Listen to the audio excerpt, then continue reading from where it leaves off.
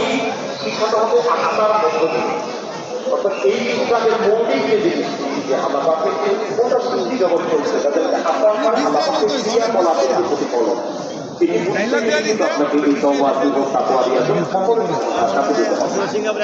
এই যে তওবার পরিপূর্ণ শিক্ষাটা যেটা তুমি সরকার পরিচালিত বরাবর দিয়েছেন বাস্তবতার আলোকে যেটা পাপী মানুষ এসেছে নবীর কাছে তিনি এটাকে পরিশোধন করার জন্য এই পথ দেখিয়েছেন যে হ্যাঁ তুমি যত বড় পাপী আছো এই পথে সাধনা করো, তওবা করো, জীবনকে বদলে দেওয়ার জন্য তুমি সাধনা করো এবং এটা পরিবর্তন করে আর পাপ করবা না, তুমি সাধনার মধ্যে চলে যাও, আমার সাথে কান্নাকাটি করো, তাহলে এইটার প্রতিফলন তোমার মধ্যে আসবে। ঠিক এই শিক্ষাটাই এগুলো অনেকগুলি ভাগ আছে। তার একটি শিক্ষা হচ্ছে যে বিশ্বরী খাদা বাবা পরিপূর্ণের ভিতর যেখানে যত বড় পাপী মানুষ আছে, যত বড় আল্লাহ ভোলা মানুষ আছে, যত পাপ নিয়ে এসেছে তিনি তাকে তওবা দিয়ে যে সমস্ত পাপ করে দিয়ে তওবার শিক্ষাটা নিয়েছেন এবং আন্তরিক যে তওবাটা আপনারা জানেন যে বিষয়টা আগে হাতে থাকবে আপনার নামাজের পরে তওবার হয় যে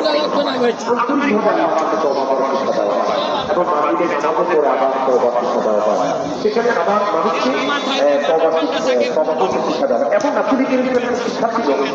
যে যেটা ওমর রাদিয়াল্লাহু আনহু জবানে বলতে আছে যে তোমার কাছ থেকে আল্লাহ তাআলা হিসাব নিবে, তার আগে তোমার হিসাব তুমি নাও। তো এটি কিন্তু